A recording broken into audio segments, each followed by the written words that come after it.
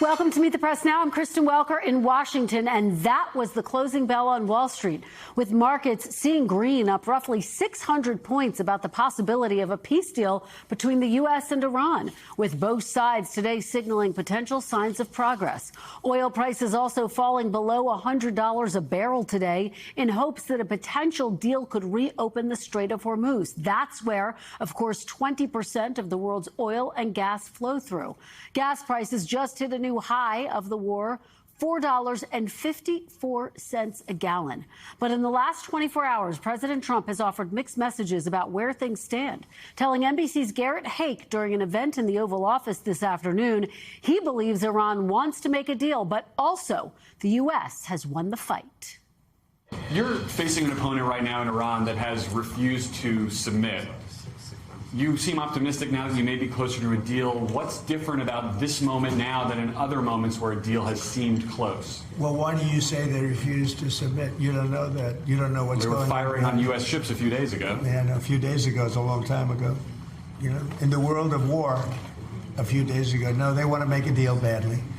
And we'll see if we get there. If we get there, they can't have nuclear weapons. You know, it's very simple. But what's not to submit? And their leaders are all dead. So I think we won. Now we have to get what we have to get. If we don't do that, we'll have to go a big step further. But with that being said, they want to make a deal. We've had very good talks over the last 24 hours, and it's very possible that we'll make a deal. Deadline for Iran, President? Is there a deadline? Do you have a deadline when you expect to hear back? Never a deadline. It'll happen. It'll happen, but never a deadline. In a post on social media this morning, President Trump warning Tehran if it doesn't agree to a deal, quote, the bombing starts and it will be sadly at a much higher level and intensity than it was before.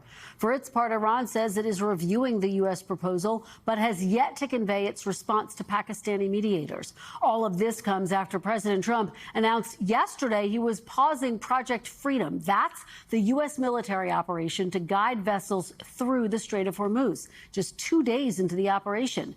The president's top economic advisor trying to explain that decision today. The president showed with his resolve that we were willing to start escorting ships through. And I think that that was maybe the thing that pushed the Iranians one step closer to making a deal. I can tell you that I was walking around in and out of the building yesterday, seeing a lot of action in the Situation Room with negotiators, and it looked like the mood was high. It looked like the mood was high. That we'll have to see what happens. You never know with the Iranians, but absolutely it looks like the folks that are negotiating these things seem to be feeling like they're making a lot of progress right now.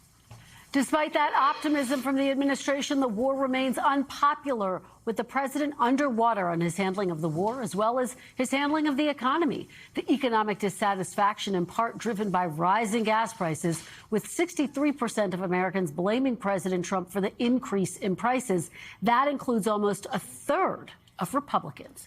Joining me now is NBC News White House correspondent Monica Alba, NBC News senior national security correspondent Courtney Cubie, and Ken Pollack, vice president for policy at the Middle East Institute. Thanks to all of you for joining us, for starting us off. Monica, let me start with you at the White House. What are you hearing from your sources about the status of peace negotiations at this hour?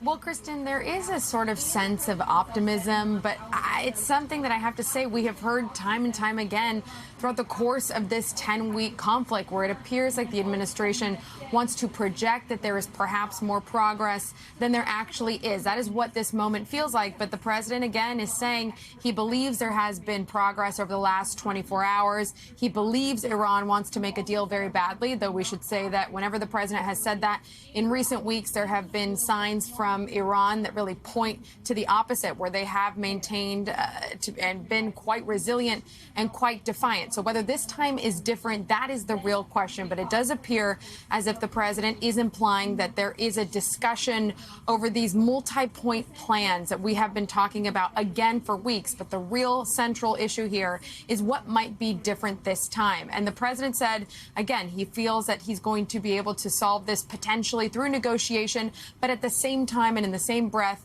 is continuing to make these threats and potentially considering resuming major combat operations. So it does still seem to be a juncture that we've been at before, only for the president to make that threat back down from it again, say that then in-person negotiations maybe need to take place, and then this process sort of all starts all over again. It feels like we're in that moment, even though the difference here, Kristen, is that the president is saying it's unlikely that he will send his son-in-law, Jared Kushner, and Special Envoy Steve Witkoff for any kind of in-person talks. Right now, it seems like all of this is happening more behind the scenes.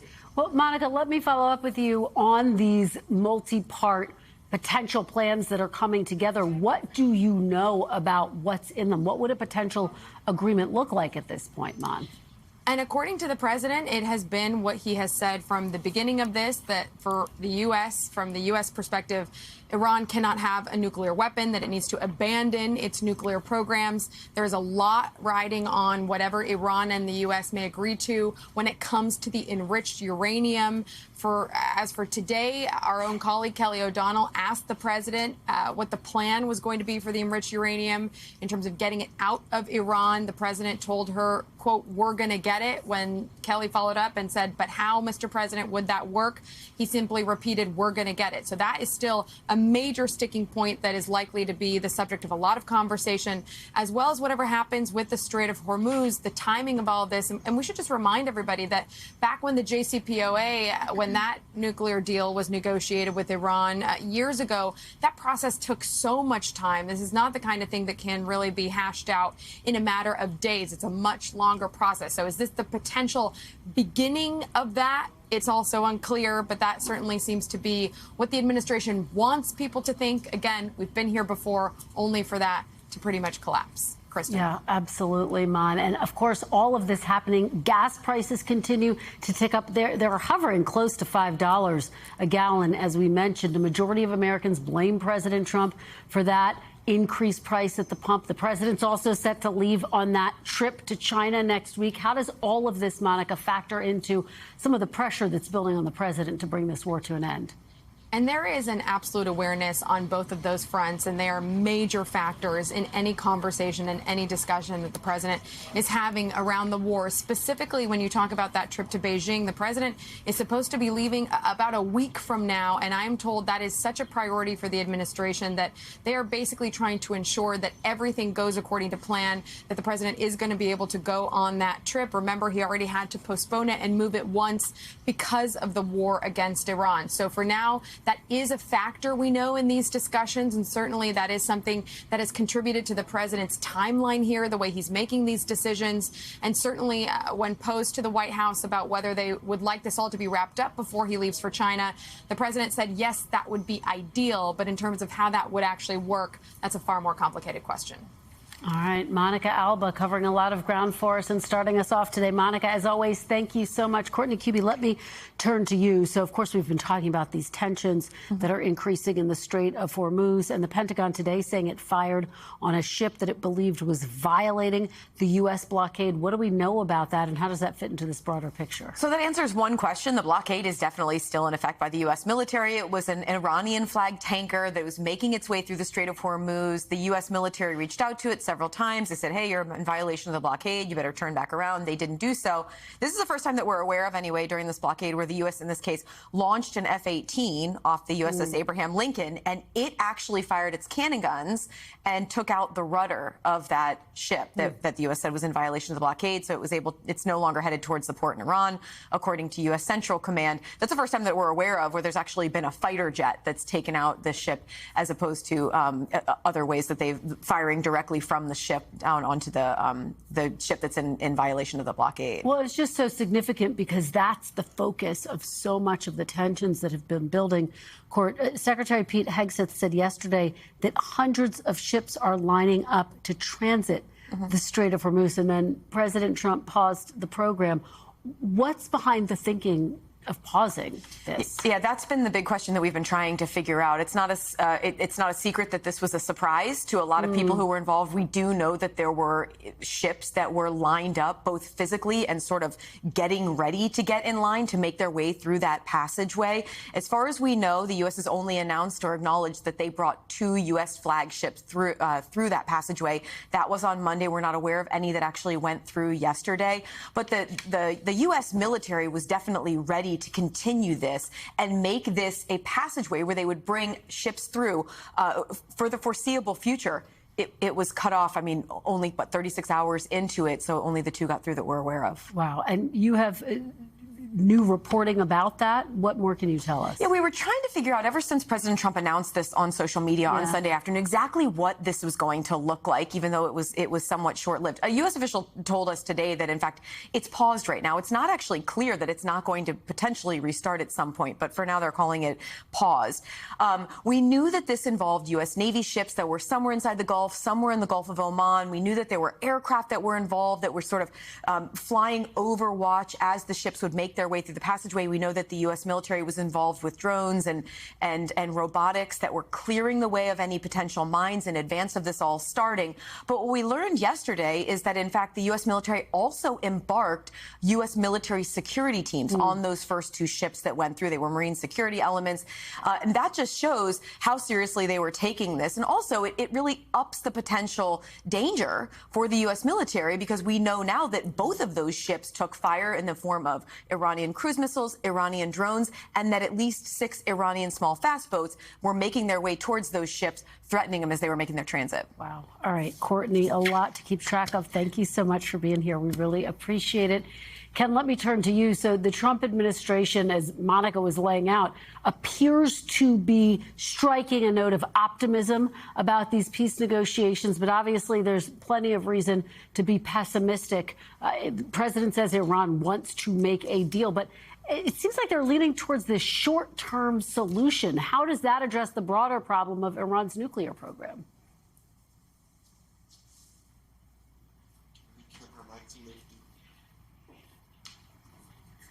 Apologies. You'd think by now I'd have learned to unmute myself. So first, I think that Monica's skepticism is well warranted.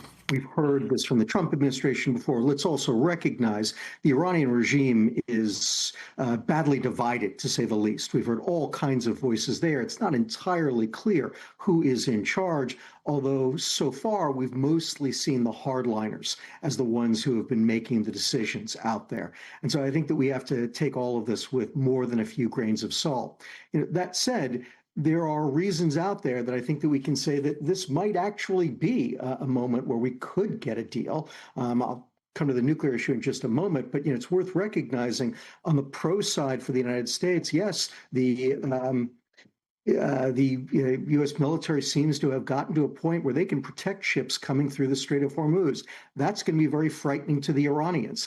On the con side, the Iranians may be behind the scenes blackmailing our Gulf allies. If they're willing to pay to have ships go through, even if surreptitiously, that would be good for Iran, very bad for us. And then a last factor we should consider, the Chinese. The Chinese are clearly putting a lot of pressure on the Iranians. They may be putting pressure on us as well. That's a mixed bag, but that too may be ultimately bringing us to some kind of an agreement, at least on the Strait. As for the nuclear program, as you point out, it's just not clear where we're actually going to get. The U.S., the Iranians seem pretty far apart on that. And, for President Trump, this is ultimately what that war was about. If the United States can't actually get a deal that deals with Iran's long-term nuclear program over the long term, that may not be a satisfactory end to this war. Well, it'll be fascinating to see what develops with any negotiations over the next 48, 72 hours. Let me ask you, because according to analysts at S&P, 0 ships have transited the Strait of Hormuz today. What do you make of the president's decision to pause that operation to guide vessels through the strait? What are the implications of that? Well, first, Kristen, I'm as mystified as anybody else is. I don't know exactly what's going on. Again, I can certainly create a narrative whereby the Iranians may have gone very quickly to the Pakistanis and said, you know what, we like the latest proposal from the United States. We like it enough that we're close to saying yes, but just ask the president to pause Operation Project Freedom, and we'll get back to him. We'll take that as a sign of his seriousness if he's willing to do so. And again, because the U.S. Navy and I think the entire U.S. government actually does feel like Project Freedom really is doing its job, right? That this may be a real game changer in the Strait of Hormuz. I suspect that they were willing to take that pause to see if the Iranians are actually serious. And Ken, just quickly before I let you go, do you see any evidence of Iran's nuclear program having been, as President Trump said, obliterated or significantly weakened? So, look, no one actually knows, Kristen, because, of course, the strikes back in June buried the vast majority of the program. And, we just haven't had the kind of inspections that we would need to know for certain. That said, there is a high degree of confidence among, a whole wide variety of experts all over the world believe that ultimately, yes, the program was extensively buried. The enriched uranium is buried. But that also, of course, creates the questions around, well, then why did we feel the need to start this war if the Iranian nuclear program had been so badly set back, which everyone seemed to believe it was. All right, Ken Pollack, thank you so much for your insights and great information today. We really appreciate it. My pleasure. Coming up, President Trump and his allies ousted at least 5 prominent incumbent Indiana Republicans in last night's primaries as revenge for not supporting the president's redistricting agenda. We're on the ground in Indiana with the reaction and what it means for the Republican Party. Plus, Steve Kornacki is at the big board tracking all of last night's election results in real time and what they mean for November's midterm races. You don't want to miss his analysis. That's next. You're watching Meet the Press Now. Welcome back. If it's Wednesday, we have election results, including the closely watched Republican state Senate primaries in Indiana, where 5 of the 7 incumbents who opposed the president's redistricting push were defeated by Trump-backed challengers. At this hour, State Senator Greg Good is the only one projected to hold on to his seat, with the final incumbent still locked in a tight race, separated by just a handful of votes. That race is still too close to call. Joining me now is NBC News Chief Data Analyst Steve Kornacki and Shaquille Brewster on the ground in Indiana. Steve, let me start with you. Walk us through last night's results and what we know about the remaining uncalled race there. Yeah, let's take a look, Kristen. Here is the map here, highlighting the districts here in Indiana that Trump had targeted here, where Republican state senators had voted against him on that bid to redraw the state's congressional maps. Where you see that pink color, that means those state senators lost. The Trump side won. And the margins where this happened generally were landslides. This is Lake County here. This is basically the Chicago suburbs. Republican incumbent here was absolutely clobbered, who had voted against that redistricting plan. A loss here. This is another state senator who was defeated, Trump endorsing the challenger. This was a member of state Senate leadership, Republican leadership, who opposed Trump, who got beaten by the Trump-backed candidate. It was a landslide here. It was a landslide here. By the way, this is also, this district right here is a Republican state senator who voted against redistricting and who got drummed out last night. Trump, for reasons that are not well understood, did not actually endorse the opponent here, but it seems the Republican voters there understood the dynamics the way they did in all these other districts and voted out that incumbent anyway. So as you said, there was one who survived down here in Terre Haute, one incumbent who defied Trump, who survived, and then there's this one outstanding race. So the Trump forces in these 8 incumbents, 6 of them have been defeated, 1 survives, and then one's fate is still to be determined. And we can just zoom in here and show you that. Thought we could just zoom in. Here we go and show you that race right here. I mean, it doesn't get much closer than this, but it's 3 points. Spencer Deary is the incumbent. Paula Copenhaver is the challenger. You're talking about West Lafayette, where Purdue is, some rural areas. And basically what's happening here is we're just trying to figure out how many provisional ballots there might be here. We're talking about potentially a dozen, 2 dozen ballots, something like that. Obviously, with the margin that close, this is not something we're going to be in a hurry to call, but this is the one incumbent, left here who has a chance of hanging on potentially. So it's either going to be 7 for 8 or 6 for 8 for the Trump side. And in that sense, the outcome of this almost doesn't matter because the message that comes through from the Trump side, very clear after this. Steve, I can't remember the last time we saw a race separated by 3 votes. That's just astounding. I think you're right. We'll take our time before we call that one. Let me ask you about Democrats. They continue to overperform, including in Michigan state special election. Tell us more about that. Yeah, I mean, this has been the story of Trump's second term. When we've had these special elections, when I say special election, you're talking about like not in November, low turnout, only the most committed go to the polls. And the Democrats, the Democratic base has been more committed in those elections than the Republican base. They keep doing much better than they did in 2024. It continued last night. This was a special election for a state Senate district in Michigan. You can see here, this is Democrats had held this seat, and they continue to hold it by a landslide here. Again, this is consistent with what we've seen in all these other special elections. The significance of this one is it preserves Democratic control of the state Senate in Michigan. With a win here, Republicans could have moved into a tie. Instead, the Democrats win. They win in a landslide. And again, it's just that story we've seen here, that Democratic base. There's a component of that base that is clearly showing it wants to turn out in any and every election. It's very motivated. It's very plugged in right now. And when Donald Trump isn't on the ballot in these low turnout special elections, the Republican base, you're just not seeing that same level of enthusiasm. So we keep seeing results like this in special elections. Remarkable. All right, Steve Kornacki, as always, thank you so much for the breakdown. We really appreciate it. Shaq, let me turn to you. You're on the ground there. You actually spoke to one of the Trump-backed winners, Trevor DeVries, before polls closed last night. Yeah. How did he describe the president's influence on the race to you? Well, he said it's a big factor, Kristen. And just to kind of paint the picture a little bit, this was minutes before polls were closing and set to close, and he was still handing out flyers to people who were going into the polling locations. But you can tell from his body language how confident he was feeling. He knew he was in for a good night. He suspected that other challengers in these primary races were in for good nights, and he was right. And he won his race by more than 50 points. And for some color on the ground, when you look at his lawn signs that have been around this district, he had Trump's name on top, and then it said Trump endorses DeVries. So that just gives you a sense of how much he leaned into that endorsement. So I asked him right before polls were closing, what do these Senate races say about President Trump's influence here in Indiana? Listen here.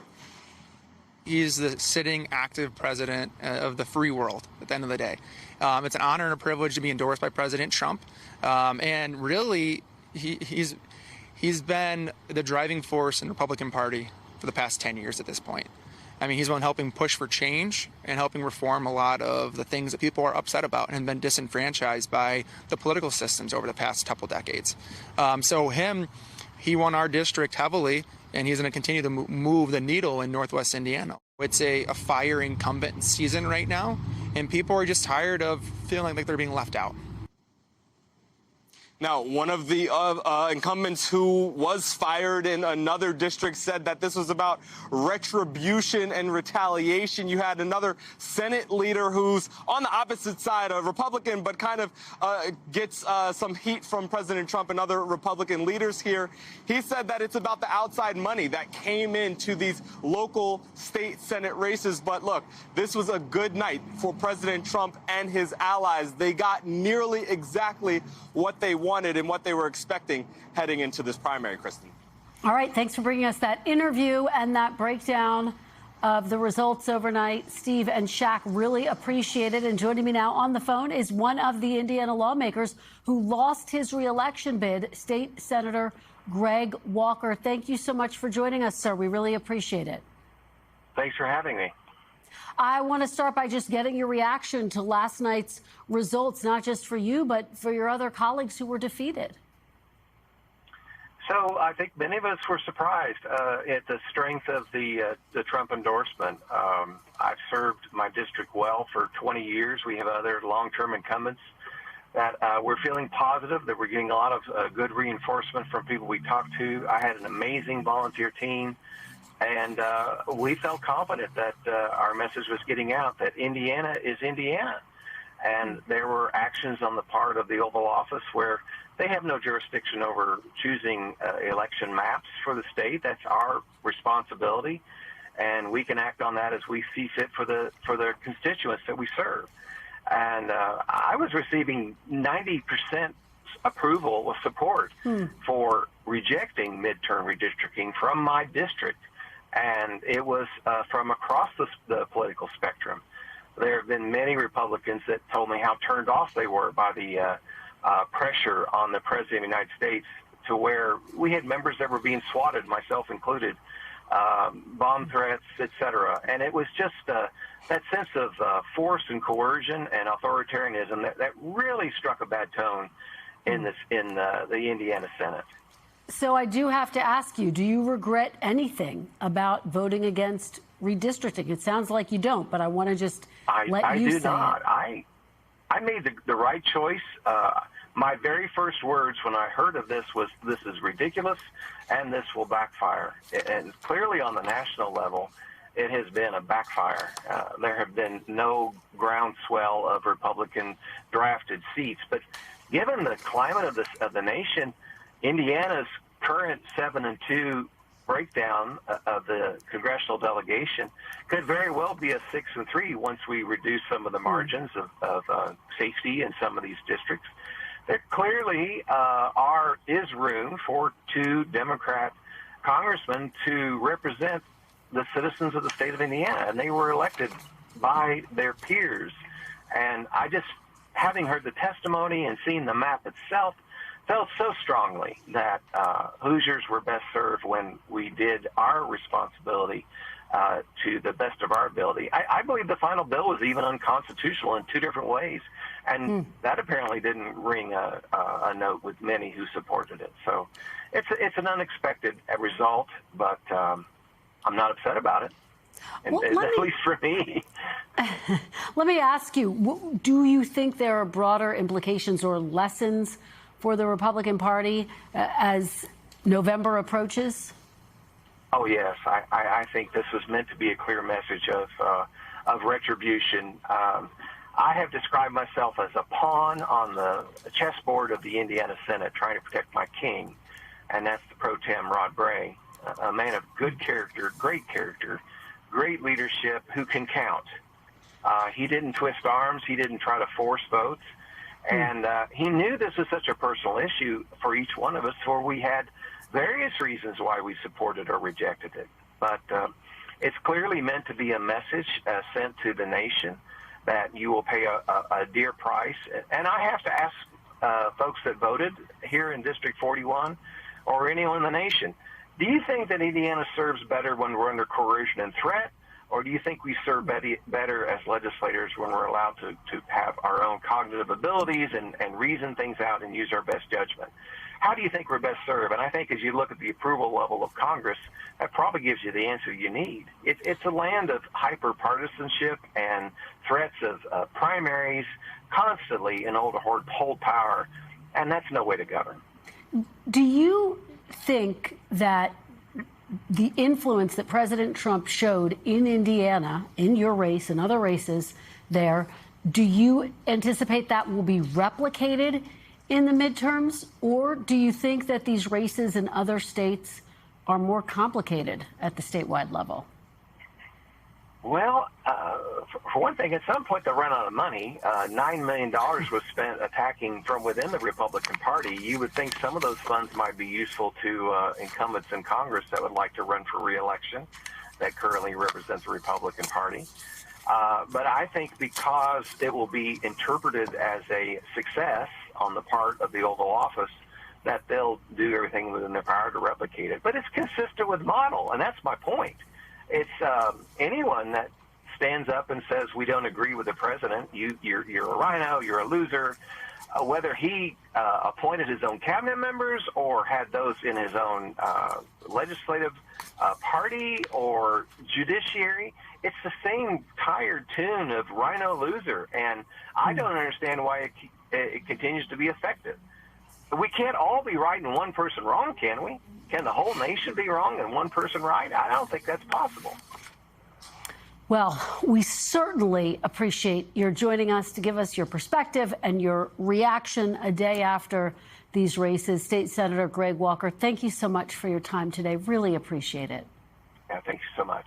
Take care. You too. Please take care. Coming up next, we'll dive deeper into the political fallout from last night's elections. As new polling shows the president and his party losing ground with voters in the battle for the midterms. The panel joins me right after a quick break. Stay with us on Meet the Press Now.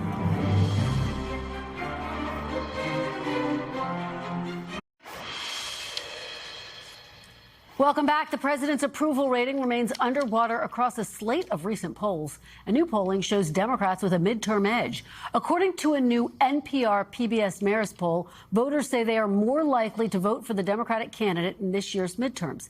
Democrats also have an edge when it comes to which party's voters are the most enthusiastic about voting, though Republicans catch up when somewhat enthusiastic voters are included. Joining me now is our panel, Kate Santeliz, congressional reporter at Axios, Antoine Seawright, Democratic strategist and founder and CEO of Blueprint Strategies, and Rob Bluey, president and executive editor of the Daily Signal. Thanks to all of you for being here. Kate, I want to start with you. Let's talk about these results out of Indiana. Some people calling them the first stop of President Trump's retribution tour. Obviously, he was targeting these lawmakers who opposed his redistricting effort in Indiana. You just heard from State Senator Greg Walker, defiant, unapologetic about opposing the president's redistricting plan. But what are you hearing from lawmakers here? What are they reading into the results last night? I think what these results show is that President Trump's influence over the Republican Party still remains strong. I think we've seen a lot of coverage over the last few months about how the MAGA base is fractured or divided, but the fact that 5 out of these 7 state Senate candidates, 5 of them that had Trump-backed challengers, lost their races, that's not a really great sign for that argument anymore. So we know that President Trump and his team spent over $13 million on these races, and these are races that typically don't garner national attention. They don't garner that kind of money, but it shows that if Trump wants something done, he's going to get it done. And it also sends a message to other Republicans: if you go against the president,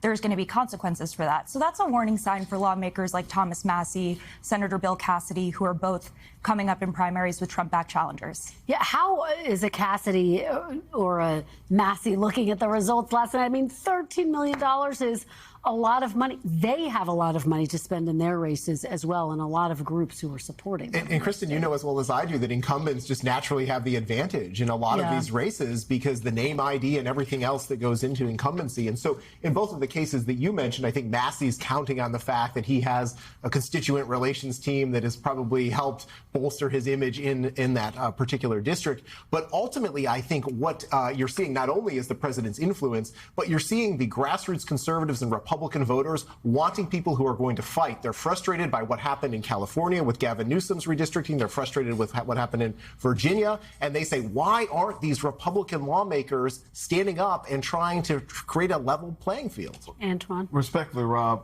California and Virginia, the people made their decision by casting their votes at a ballot box. A lot different than what was trying to take place in Indiana and other places where Republicans redrew the map. But there's some underlying things I think we have to look at with Indiana. One, $13 million is a lot of money for state legislative races that usually garner a couple $100,000. I'm not saying that Trump has not hijacked the Republican Party and have turned it into the MAGA extremists. What I am saying is that every race is different. I would also add that in a primary election, you get some of the more activated and extreme voices who participate. That's not a true sample size of the entire spectrum of the electorate. And I would say from a southern state like South Carolina, when you vote in a Republican or a Democratic primary, most of the time that's the only chance you have to have your voices heard. So the dynamics are a little bit different. I think we have a lot more ball to play before we make an assumption about how the game is going to play out. Rob, you want to respond to that? Oh, well, I see you. I don't disagree that the primaries often are, given the way that the districts are drawn, the time for voters to cast their ballot. And it's often when you see those conservatives or liberals come out. But ultimately, I think that what it sends, the message that you were talking about is that as these other states consider redistricting, whether it be a South Carolina or a Florida or wherever the case may be, they are going to feel that pressure to follow what the president is wanting them to do. But more and more people are becoming independent thinkers, and a lot of people do not want to be guilty by association. So that means if you vote in the Republican primary, you're considered one of the MAGA extremists, and a lot of people do not want that tag on their clothing, if you will, going into a general election where more and more people want to separate from the modern day Republican Party. Kate, let's talk about the broader backdrop here to the midterms. The fact that you still have this war in Iran ongoing. It has dragged down the president's approval rating. The latest is this NPR PBS Marist poll, which I think we can show you.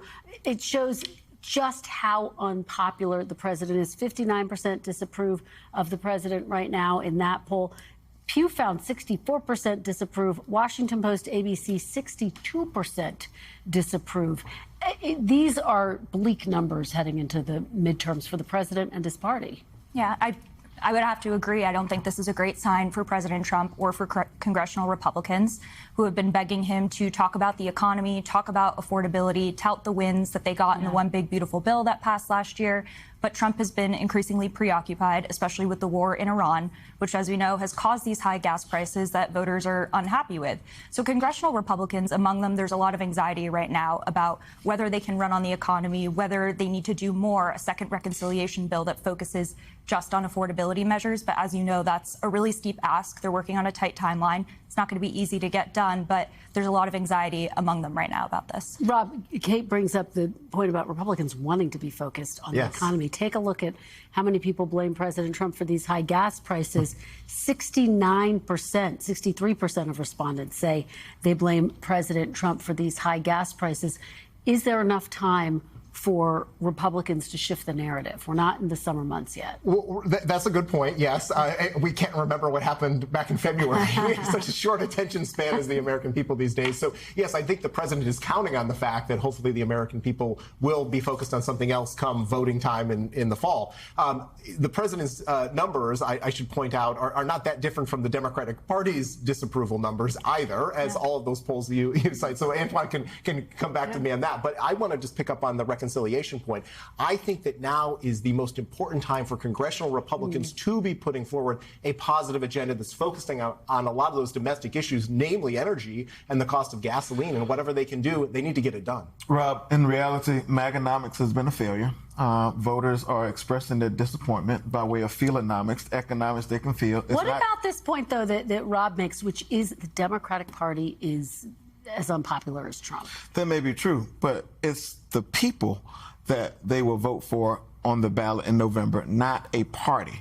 And what you will find is when Democrats stay message disciplined on an economic agenda that speaks to the failures of the Republican majority, including on health care, utility prices, gas prices, grocery prices, the cost of the basic necessities, we win that argument every 7 days a week, 10 times a day. And I'm fine with having an economic discussion on that. But the other thing I would just remind Rob is that just like the 2018 cycle, healthcare is going to be a top dial in this cycle. You have 25 million Americans, 18.2 million Americans in red states who are paying higher premiums, copays, and deductibles because of the Republican majority's lack of awareness to extend those ACA subsidies. That is going to make a difference in November.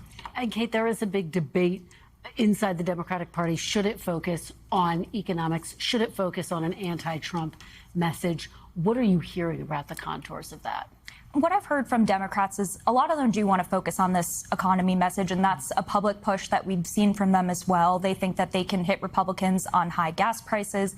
They think that there are some flaws in the One Big Beautiful Bill that they can also hit them on. They think that didn't go far enough. And Republicans are also feeling confident that they can message on that really well, too. Some have acknowledged that there has been a little bit of flubbing there on the messaging side, not fully explaining what was in that. But it seems like both parties do want to be talking about the economy right now. All right, guys. Unfortunately, we're out of time. Great conversation, though. Thank you so much. Really appreciate it. Kate, Antoine, and Rob.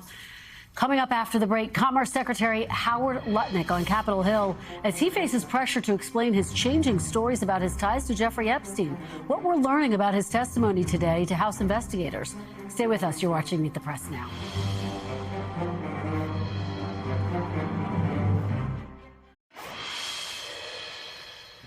Welcome back. The House Oversight Committee is now turning to a top Trump administration official for answers as part of its investigation into Jeffrey Epstein.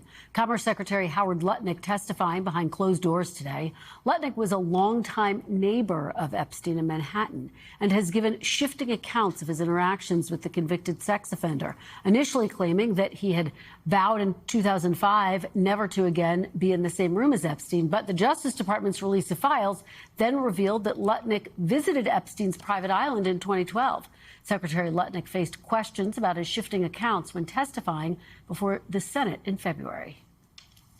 Secretary Lutnick, I think you understand the root of concern here. It's the way you described very emphatically your first encounter with him in his apartment, said you were disgusted, would never have any contact with him again.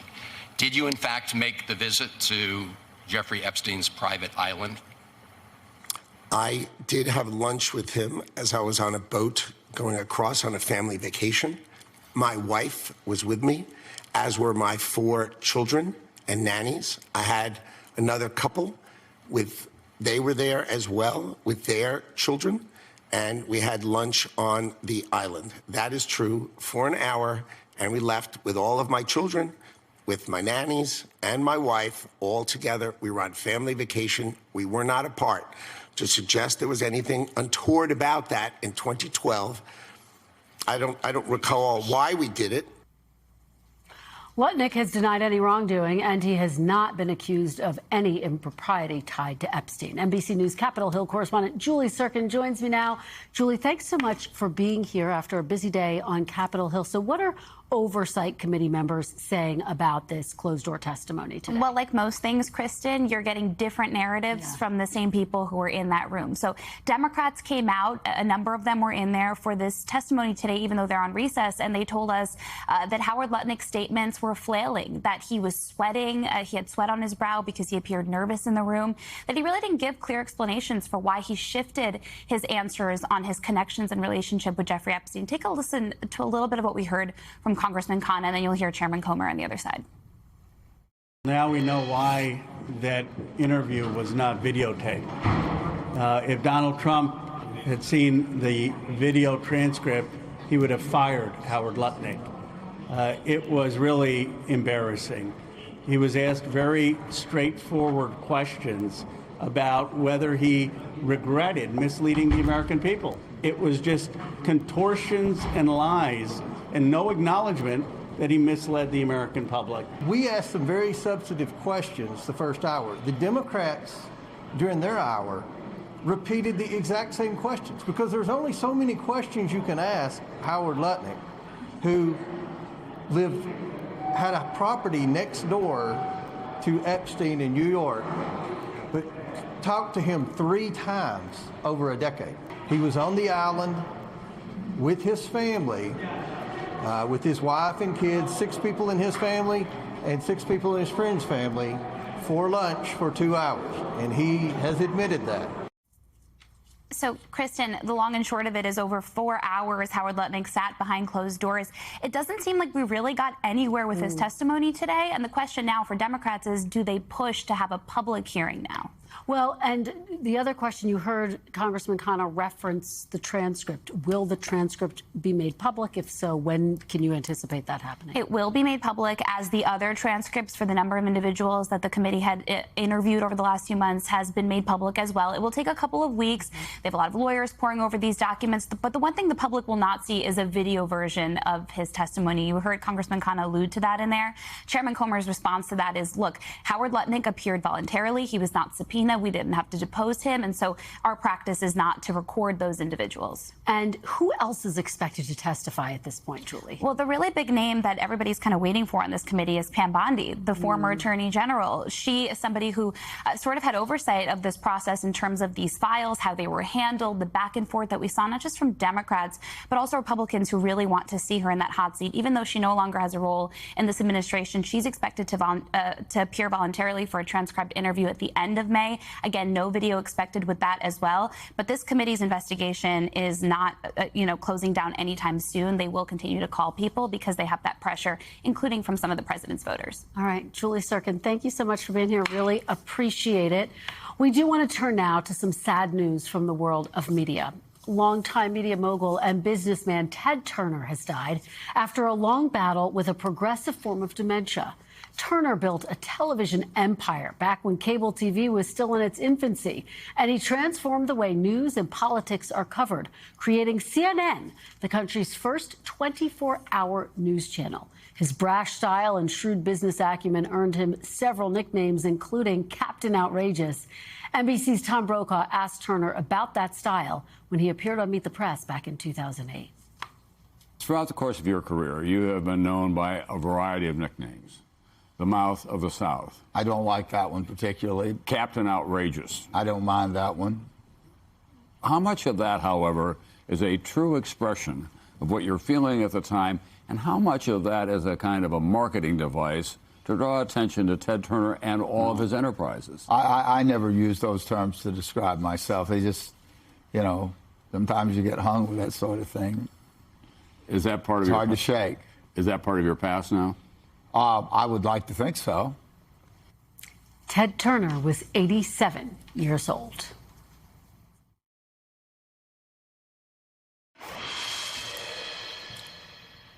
Welcome back. California politics will be front and center tonight with candidates for Los Angeles mayor and governor of California squaring off in a pair of debates tonight airing on our NBC station in Los Angeles. In the L.A. mayoral race, Mayor Karen Bass will face off against challengers City Council member Nithya Raman and reality TV star Spencer Pratt. Then the 7 top polling candidates for governor, both Democrat and Republican, will take the debate stage. It will be their second debate in as many nights. At last night's debate, former Health and Human Services Secretary Javier Becerra, who rose in the polls after former Congressman Eric Swalwell dropped out of the race, was the target of multiple attacks from his fellow candidates. We don't need MAGA values, but we also don't need more of the same. There's a lot of talk on this stage, but we should be honest. The experience we hear from Secretary Becerra didn't lead to better outcomes. It led to 85,000 migrant children who were lost, more fraud in our healthcare system. Being in bed with oil companies is a mistake. Javier Becerra has taken the max amount of money from Chevron, and he has said they're good guys that we need. Yeah, it's a rich response from a guy who made his billions investing in fossil fuels, in oil companies, in coal companies. NBC News correspondent Dana Griffin joins me from Los Angeles. So, Dana, we saw the candidates mixing it up there. Of course, the backdrop to this, Eric Swalwell no longer in the race. What were the key takeaways last night? Yeah, so, Kristen, I will say that at one point we thought that this was going to be a jump ball race because after Swalwell dropped out, it was unknown who was going to be the top contender. But I can tell you right now, there's a new poll out that shows that's from the California Democratic Party, and it shows that Democrat Javier Becerra and Republican Steve Hilton are now tied for first place in that race for governor, each with 18% support. The number of undecided voters has dropped from 24% in March to about 14%, which is a clear sign that voters are paying attention to this race. And then you've got the Riverside County Sheriff Chad Bianco at 14% and billionaire Tom Steyer at 12%. So it is leaving this race pretty unpredictable, and they sparred over the biggest issues that are plaguing California, from homelessness, cost of living, that billionaire tax, proposed tax that is going to likely be on the November ballot, and also public safety, which is a major concern for California. Kristen? Let's talk about the mayor's race now. This is a fascinating one. You have Mayor Karen Bass. As I said, she's facing off against Nithya Raman and Spencer Pratt, an unlikely candidate, but there he is. What are you going to be watching for on the debate stage tonight? I'm going to watch for what we expect to see. What we expect are going to be fireworks, especially after this AI-generated parody video that Spencer Pratt reposted, showing him as Batman and the leaders of the state and the city being tomatoed by some of the residents here in California. He's also getting some heat for another campaign ad, and let's take a quick look at that one. This is where Mayor Bass lives. You notice something? Or here, where Nithya Raman's $3 million mansion sits. They don't have to live in the mess they've created where you live.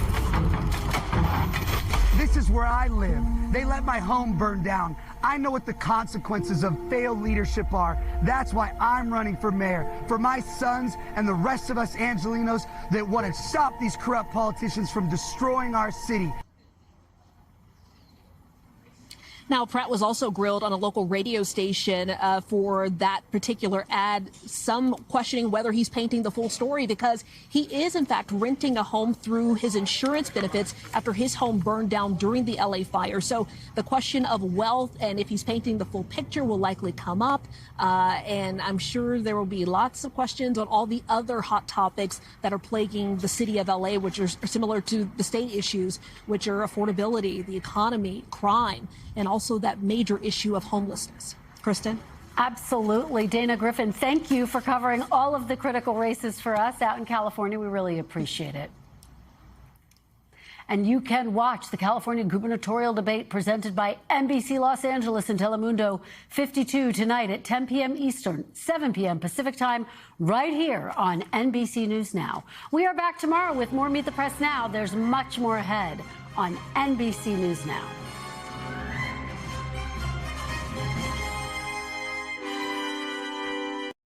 We thank you for watching, and remember, stay updated on breaking news and top stories on the NBC News app or watch live on our YouTube channel.